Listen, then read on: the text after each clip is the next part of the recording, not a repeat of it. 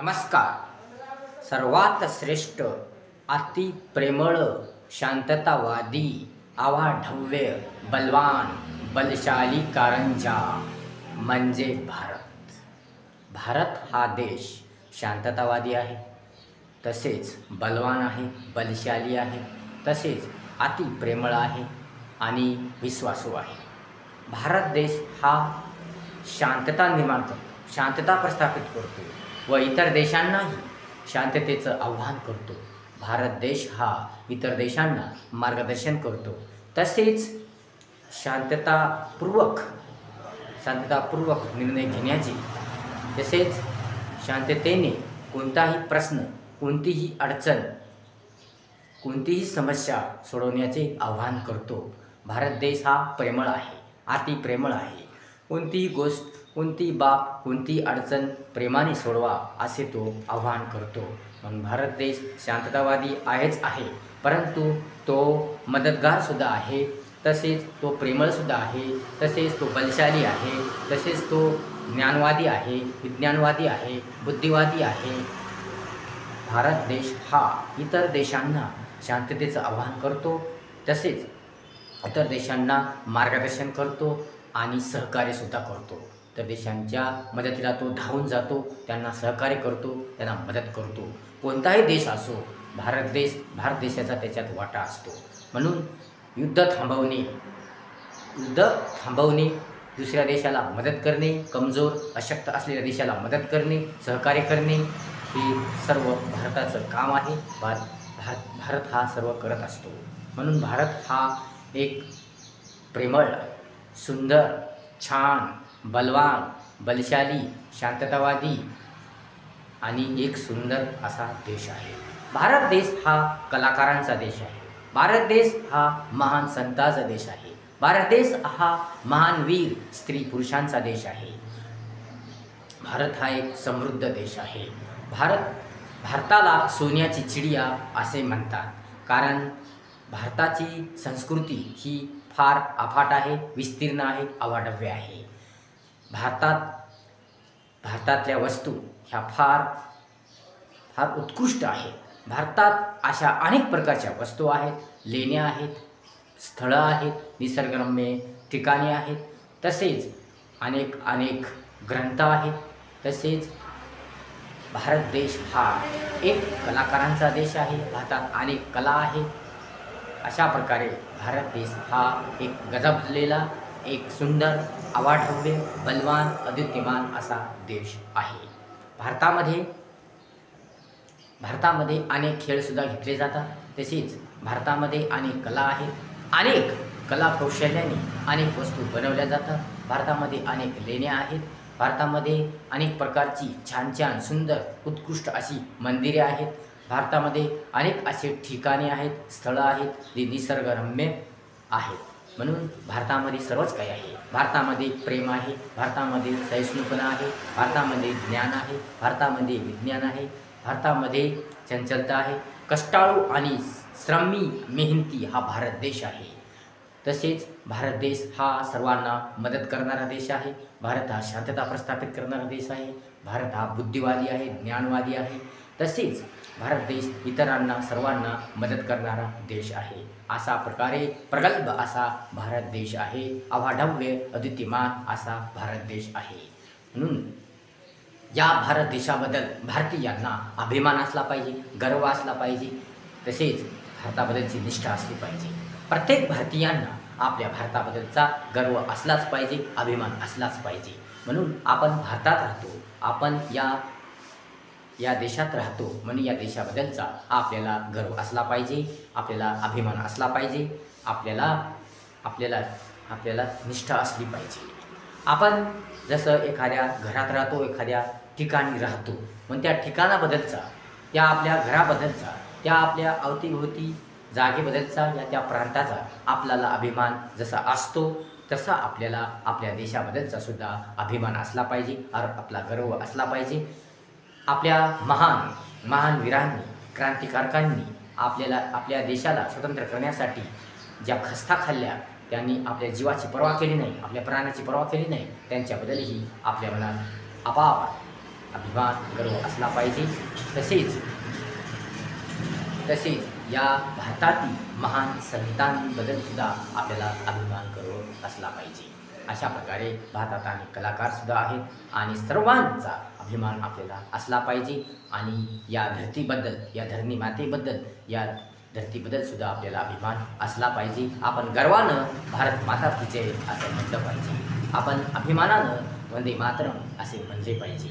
तसेच आपण गर्वानं जय भारत असं म्हणलं पाहिजे। भारत माता की जय, वंदे मातरम असं आपण म्हणलं पाहिजे। तसेच ही भारताची अखंडता, भारताची अस्मिता टिकून ठेवण्यासाठी आपण प्रयत्न केला पाहिजे। टिकून ठेवण्यासाठी आपण प्रयत्न केला पाहिजे। म्हणून सर्व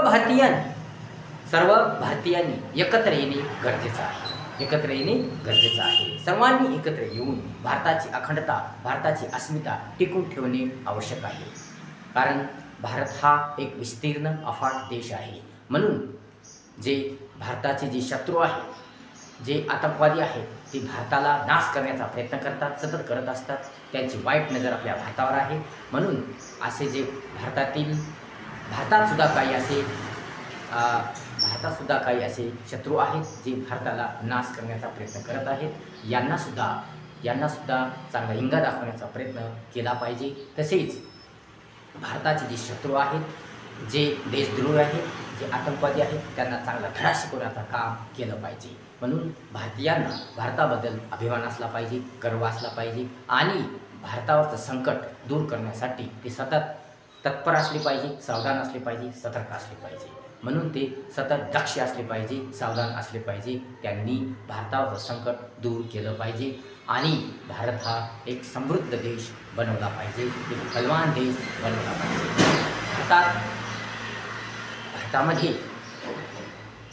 भारतामध्ये राहणाऱ्या प्रत्येक भारतीयांना आपल्या देशासाठी काही ना काहीतरी त्यांनी केलं पाहिजे। भारतात जे राहतात त्या सर्व भारतीयांनी आपल्या भारताबद्दल काहीतरी केलं पाहिजे, काहीतरी चांगलं केलं पाहिजे। कारण भारत देशासारखा दुसरा कोणताही देश नाही। या ठिकाणी आपला प्रेम मिळतं, या ठिकाणी आपला सर्व काही मिळतं। या ठिकाणी काय नाही अशी गोष्ट, या ठिकाणी सर्वच काही आहे। म्हणून भारतात आपल्याला सर्व काही मिळते। म्हणून भारत देश हा एकदम समृद्ध, चांगला, शांततावादी, प्रेमळ, सुंदर, छान, बलवान, धाडसी, ज्ञानवादी, बुद्धिवादी असा हा देश आहे। आणि या भारतीय संस्कृती सर्वात श्रेष्ठ आहे, जगात श्रेष्ठ आहे। या संस्कृतीचा जगामध्ये सुद्धा अभ्यास केला जातो आणि म्हणून पूर्ण जगाला सुद्धा आपल्या भारताचा अभिमान आहे। म्हणून आपल्याला या भारताबद्दलचा अभिमान असला पाहिजे। आपल्या भारताबद्दलचा अभिमान सर्वांना असला पाहिजे, गर्व असला पाहिजे। आपला भारत देश हा विस्तीर्ण आहे, फार मोठा देश आहे। म्हणून या भारतावर आपल्या कोणतंही संकट येऊ नये, भारताची अखंडता नष्ट होऊ नये, भारताची अस्मिता नष्ट होऊ नये, तसेच भारताचे तुकडे होऊ नये यासाठी सतत प्रयत्न केला पाहिजे, सतत झटलं पाहिजे, सतत राबलं पाहिजे, सतत संघर्ष केला पाहिजे, सतत सावधान, दक्ष, सतर्क राहिलं पाहिजे। म्हणून सर्वांनी एकत्र येणे गरजेचं आहे। कारण एकतेमध्ये फार मोठी शक्ती असते। एकता जर असेल तर कोणाचीच हिंमत नाही की आपल्या भारतावर वाईट नजर ठेवण्याची। म्हणून सर्व भारतीयांनी एकत्र आलं पाहिजे। सर्व भारतीयांनी एकत्र येऊन आपल्या भारताची अखंडता टिकवून ठेवणे आवश्यक आहे। म्हणून सर्वांमध्ये एकी असली पाहिजे, एकता असली पाहिजे, एकजूट असली पाहिजे। म्हणून सर्वांनी मिळून आपल्या देशाला बलवान, बलशाली, एक सुंदर देश बनवला पाहिजे, एक समृद्ध देश बनवला पाहिजे, एक बलशाली देश बनवला पाहिजे। पण सर्वांनी एकत्र येऊन आपल्या देशाला बलवान, बलशाली बनवलं पाहिजे। जसं एखादी लाकडाची मोळी असते, लाकडाची मोळी कोणालाच तुटत नाही, कारण ती एकत्रितरित्या बांधलेली असते। म्हणून त्याच्यात एकता असते। म्हणून ती एकतेची मोळी कोणालाही तुटत नाही, कोणालाही तोडता येत नाही। तसं भारतामध्ये एकता पाहिजे, एकता कोणीही नष्ट करू शकत नाही। ज्याला भारताबद्दल निष्ठा आहे, अभिमान आहे, गर्व आहे, त्याला कोणीही तोडू शकत नाही। म्हणून भारताबद्दल एकता पाहिजे आणि सर्वांनी एकत्र येऊन, एकजूट होऊन, एकसंघ होऊन सुंदर असा भारत छान बनवला पाहिजे. भारत बलशाली बलवान भारत बनवला पाहिजे. म्हणून सर्व भारतीयामध्ये एकता असली पाहिजे.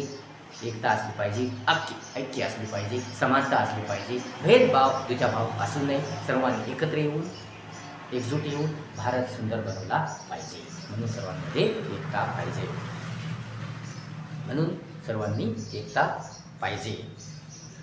तर आता ही झाली थोडक्यात भारताची प्रस्तावना. तर आपण भारताबद्दलची सर्व सविस्तर माहिती पाहणार आहोत आणि त्यासाठी आपण काही मुद्द्याद्वारे भारत देशाची संपूर्ण माहिती पाहणार आहोत.